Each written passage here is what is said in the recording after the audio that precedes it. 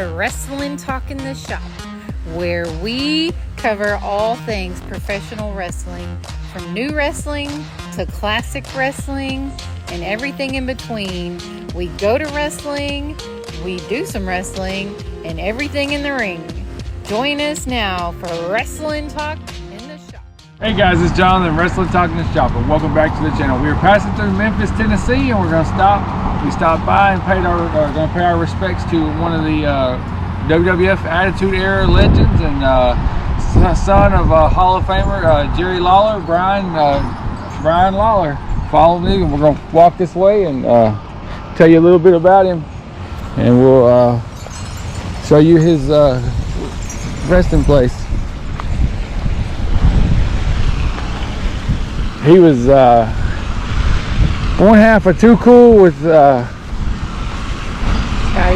Scotty Too Hotty, and they teamed up with Rikishi, and they beat Edge and Christian on Raw to win the WWF Tag Team titles. There it is, right there.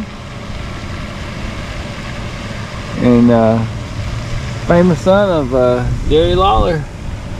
Jerry Lawler never really claimed. There was always subtle hints. If you can see it there.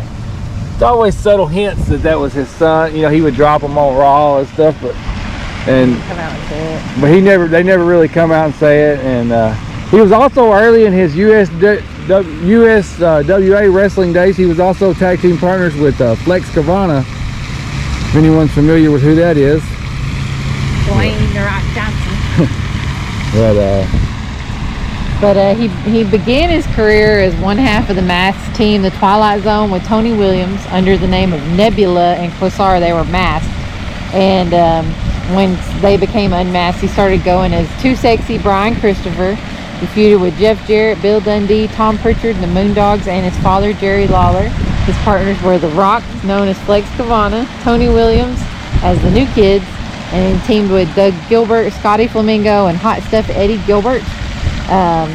When he joined the WWF in 1997, he began competing in the light heavyweight division, where he teamed up with Scott Too Hot Taylor to form the tag team Too Much, where he was known as Brian Christopher. And like he said, his dad would talk about him being superior, but never publicly acknowledged it was his son. Just kind of dropped a hint. And then although Heyman and Ross would hint at it. It was often a running joke that they would mention the relationship. But anyways, and in 1999, he adopted the ring name of Master Sexay. And Scotty Too Hotty returning after their hiatus. They were also joined by Rikishi, and they defeated Edge and Christian in May of 2000 to become the tag team champions. And they were involved with lots of feuds with the Radicals, Edge and Christian, and TNA. And their trio's run ended in the late 2000s when Rikishi was revealed as the man behind the wheel that hit Stone Cold Steve Austin at Survivor Series. And shortly after, Rikishi turned on him, and Scotty was sidelined with an ankle. But and then Lawler went on to form a tag team with Steve Blackman before he was released. So then he was released in June of 2001, but by that time WCW had gone out of business, and so I think he had a short stint in